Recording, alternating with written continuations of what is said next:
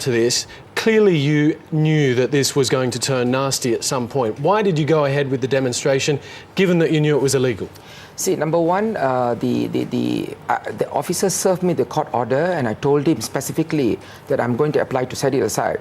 In Malafide, I was arrested the same day to stop me from applying to set aside the court order. The point is, though, the police made it clear that you went ahead in a very public area, with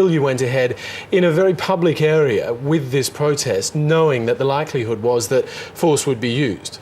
See, the Indians can't take it anymore. And if you see from the Indians can't take it anymore. And if you see from the rally, the kind of people who attended the rally, submissive, very law-abiding. But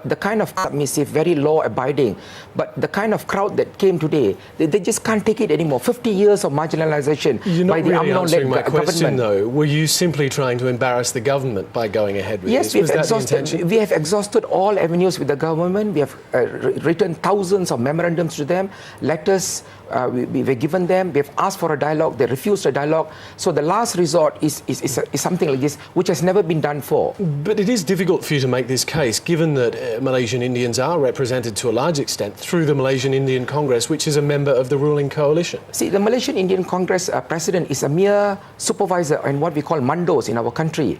They just take instructions from UMNO, and their job, for the pay they get, their job is to cheat the Indian community in exchange for the perks that they get. So the Indian community obviously has been shortchanged over the last 50 years. And MIC's representation in Barisan Nasional, in UMNO-controlled Barisan Nasional, has obviously not worked over the last 50 years. Do you take some responsibility for the degeneration of a peaceful protest today into something which involved the use of force? Well, Article 10 provides for right to peaceful assembly without arms. So that was exactly what we were doing today. But some of the members of your protest were clearly goading the police officers that were there. I think that is years of frustrations against the government of Malaysia.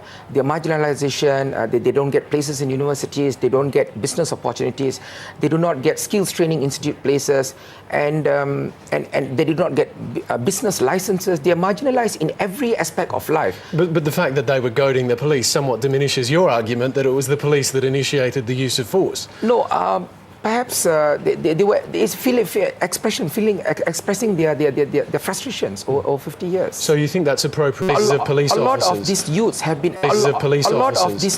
been abused, thoroughly abused by the police, being beaten up just on the mere pretext of being suspects. They're being arrested, they're being bashed up, and they're just being let off. No recourse. They do not have money to engage lawyers to fight the police. Also, the frustration against the police, against the government, against the whole system. Actually, very briefly, did you get your position through to the High Commission? No, we did not, because the police did not allow us into the High Commission area. So we have decided to forward the petition to Queen Elizabeth in Buckingham Palace in London. All right, get the Queen involved. All right.